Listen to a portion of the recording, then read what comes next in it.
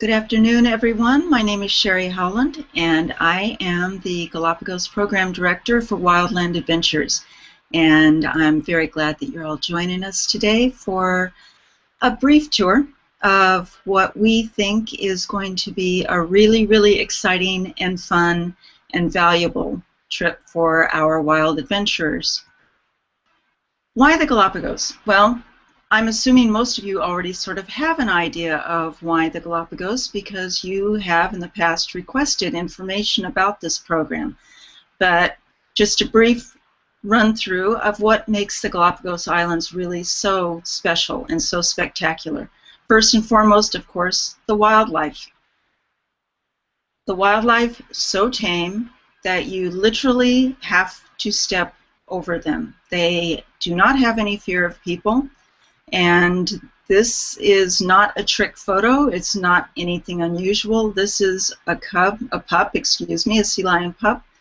One of hundreds you will probably see on your trip to the Galapagos. Adorable. And of course the namesake, the Galapagos, the giant tortoise, which was a mainstay of pirates and whalers in the early 19th century. They would load these giants up onto their ships and have fresh meat throughout their voyages. We take a little more beneficial attitude towards them. They are the things that we hope to see, one of the main species that we hope to see when we visit the Galapagos.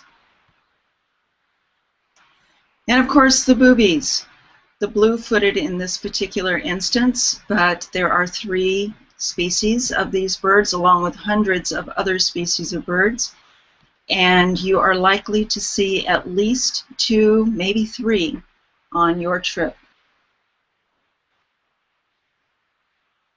Dinosaur-looking iguanas, both marine and land. They are almost impossible to avoid when you're on rocky ledges or beaches. You'll see them by the hundreds lazing in the sunshine. And the Sally Lightfoot crab, which everyone should get a photo of because, as you can see, they are just so beautiful. But these are just a smattering of what you're going to see in the Galapagos. There are hundreds of other species of birds, fish, reptiles that make these islands, this archipelago, so famous and so unusual. Like penguins, which you think of as Antarctic, South Pole creatures. This is as far north as you will ever see them, at least in the wild. And here you can see penguins alongside flamingos, only in the Galapagos. And activities. This is what makes the Galapagos so special and so attractive for a number of different types of travelers. For families, it's a great bonding experience. We have many multi-generational travelers, grandparents and their kids taking their grandkids, all experience the Galapagos together. Active honeymooners have a great trip on the Galapagos as well. Kayaking is something that can be done every single day. Kayaking, snorkeling, hiking, these are all things that you can pretty much count on doing every single day in the Galapagos. And you'll have plenty of friendly neighbors doing these things with you, as you can see. The landscape is gorgeous, volcanic, and just like something out of a lunar landscape, but varied as well. When you get up into the highlands, it's very verdant, very cloud forest, very rich. Snorkeling, of course, at least 1 opportunity, sometimes 2 opportunities a day. And again, those friendly neighbors and natives that come out to meet you and play alongside. The hikes across the volcanic landscape, introducing you firsthand, close up to what exactly makes the Galapagos so unusual and so unique in this world. And of course, top-notch naturalist guides, and professional crew members on hand at all times to make sure that you get the most out of your trip. We work with a variety of different yacht companies, but we're focusing on the Eric Flamingo Letty in this particular presentation for a reason that you'll see later on, because of a special program that they are offering this coming year. But we like them anyway, simply because we feel that they offer maybe the highest value for your vacation dollars. 20-passenger vessels, 3 identical 20-passenger vessels, 2 top-notch naturalist guides on board, so you've got a 10-to-1 passenger-to-guide ratio, which is among the best in the Galapagos. Great variance of their accommodations, so they fit a variety, a wide range of budgets when you're talking your vacation dollars. This is one of the best cabins on board. This would be a Dolphin, which is the topmost deck. As you can see, big picture windows. These beds can be converted to either the twins that you see or a large double. The dining facilities, indoor or outdoor buffet. Sunsets, of course, are the usual thing. Spectacular and beautiful. And we can accommodate a number of different dietary needs. Everything from vegetarian to kosher to gluten-free. Just let us know. We pass that on to the chefs, and they will work with you to make sure that you get what you want. Okay, so let's begin. Arrival. You are going to arrive probably into the capital city of Quito. Quito is a World Heritage Site, and it is one of the most beautiful cities you will see, certainly in Ecuador, but perhaps in all of South America. And it's located on the equator, and this is Mitad del Mundo, which is the Equatorial Monument. This is a standard thing that we include in all of our Quito city tours. We take our visitors here to see the experiments that are done on the equator that will demonstrate exactly what the difference is standing on the north or the south side. Great open-air ethnographic museum showing the various indigenous cultures of this small country. Great trip.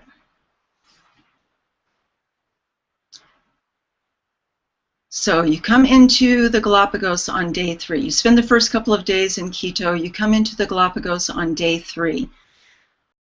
The naturalist guides are there to greet you when you come into, in this case, San Cristobal, and take you to the ship.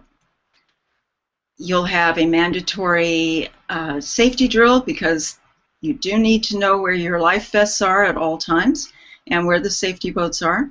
They're going to give you a little rundown on what you can expect to see and do each and every day, and the various islands and what they will be like, and the wildlife you can expect to experience. This is Kicker Rock. This is something you're going to see on your very first day, also called León Dormido. It's emblematic of the volcanic nature of the Galapagos Islands, a gigantic toothed spire rising out of the ocean. Okay, and San Cristobal is going to be your first island. It's your first island of arrival, and it's where you will begin to really get into the rhythm of the Galapagos. Cerro Brujo is considered one of the most spectacular places in the Galapagos. It's great for bird watching. Of course, all of the Galapagos are great for bird watching, but this is one of the best. You'll expect to snorkel and kayak here. And just to give you a little example of what snorkeling might feel like in the Galapagos, my colleague has a great video here to show you of his experience.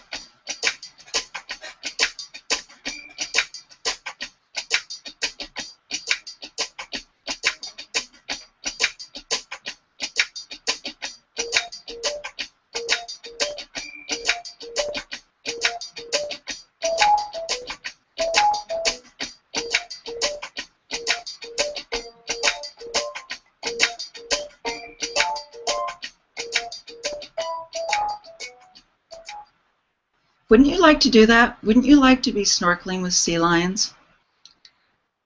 You have every day a chance to do that. Okay, moving on to day 5, Espanola. Espanola is a really, really unique island. You see these birds here on your screen. Those are waved albatross. They are perhaps one of the largest birds in existence. They measure at least 3 feet in length. Their wingspan is close to 7.5 feet, and they can weigh up to 8 pounds. And this is the only place that you are going to see nesting colonies of the waved albatross. And not only are they impressive just for themselves, but to watch them trying to get airborne. You know, imagine a bird that's 8 pounds. They have to run to the edge of a cliff and then hope that the thermals are strong enough to lift them up and off the cliff. It's just an amazing feat of aviation. I've yet to see one actually crash. I don't think that they actually do, because they will turn away from the cliff if they don't feel like the thermals are strong enough. But it's really a fascinating behavior to watch. They are there only April through December. They do leave in December to go out to sea for the rest of the year, just fishing. And then they come back in April to nest and raise their young. But this is the only place you'll see them in a nesting behavior. So it's worth it to try to go there just for that alone. Okay, Floriana. Floriana is also an interesting island. It's the only one that really has a human history to it. Very mysterious. There's, you know, legend of a mysterious baroness who came from some vague European country with her lovers and her husband and various other interesting, intriguing connections. And so there's all kinds of stories. Don't want to ruin it for you, because your naturalist guide will have it much more in detail. But what you're seeing here is called Post Office Bay. And this is an actual post barrel that was set up by whalers back in the 18th century. And they would leave mail here for their families back home, wherever that happened to be. And then the next whalers that came through, if they were going someplace close to where the previous mail was addressed, they would pick it up and take it and drop it off for those families. And this still happens today. I mean, I have had mail myself delivered by other people, and I have delivered it to friends here in Seattle. So this is something that you've got to do when you're in Floriana. You've got to leave a postcard, got to pick something up, and pass on the tradition.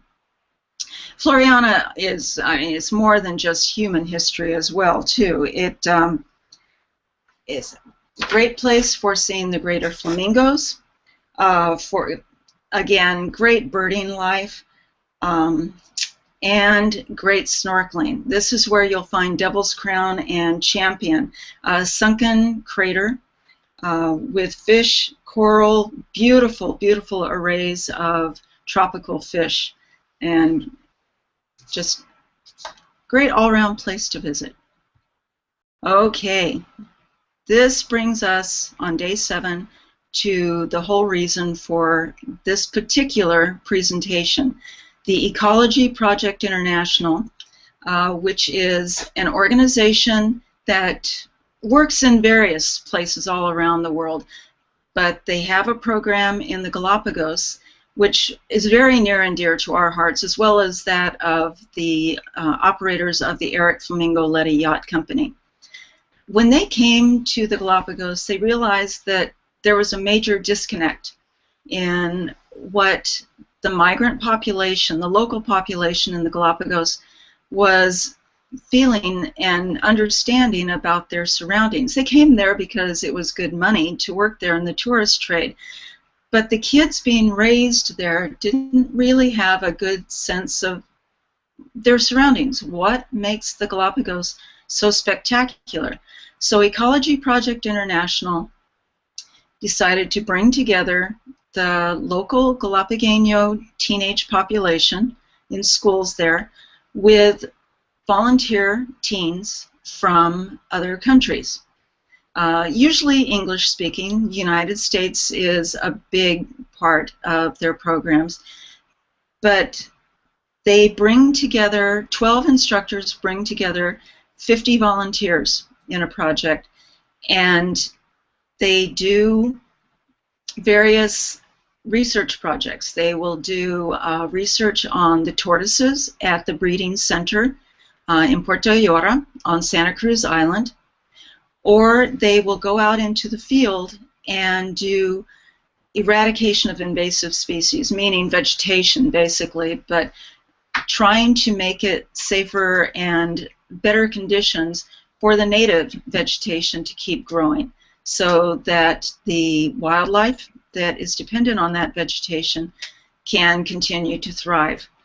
And what makes this so special for you as Wildland Adventures is that now your teenagers will have the same opportunity on this particular day, Day 7 on Santa Cruz Island, to join that program.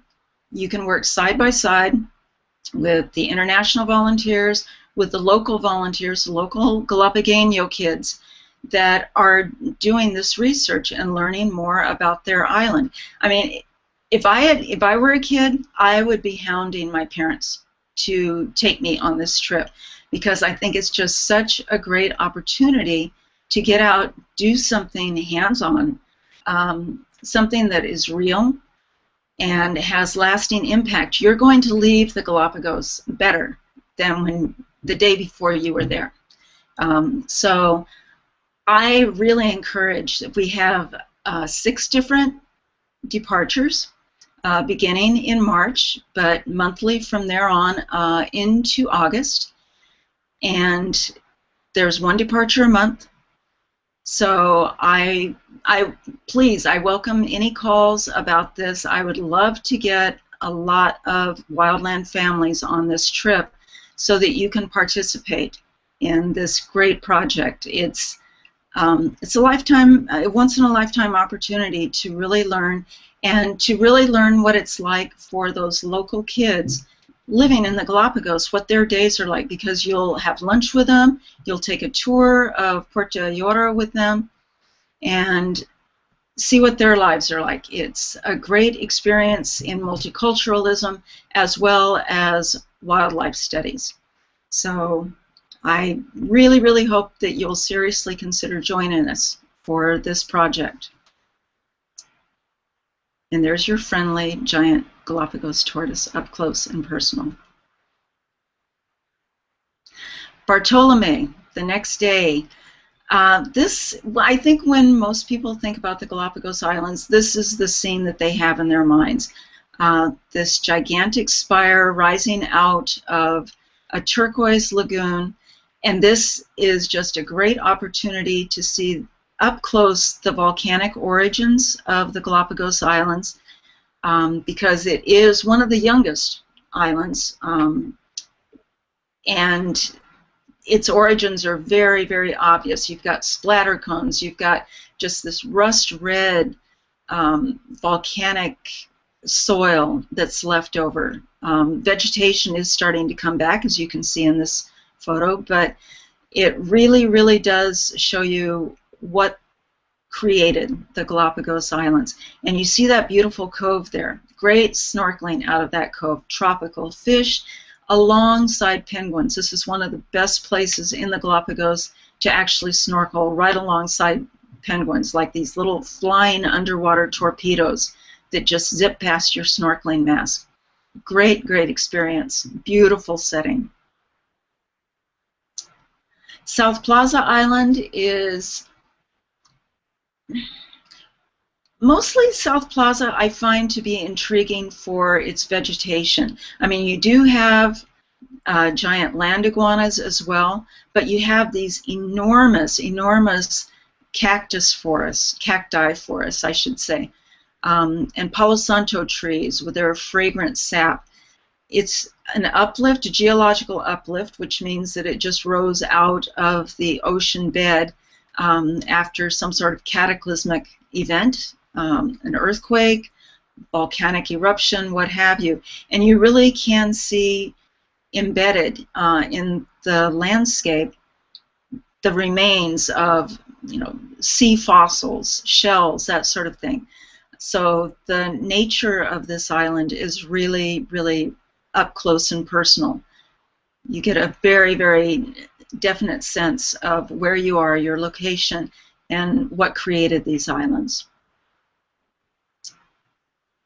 And then day 10, the end of your trip in the Galapagos, you visit the research center, interpretation centers, sort of pull everything together that you have been seeing for the past week, and then get on your flight and return back to Quito.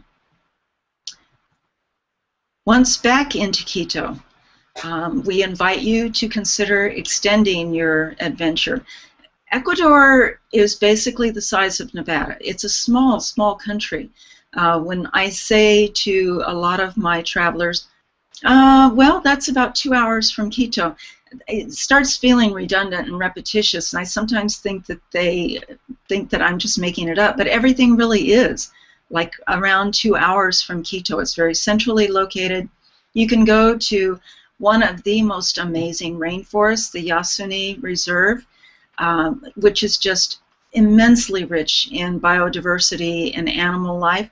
You can go into the Andes Highlands, the Andean Highlands, visit these great indigenous villages, stay in colonial haciendas, go into the market towns, and really get some great souvenirs.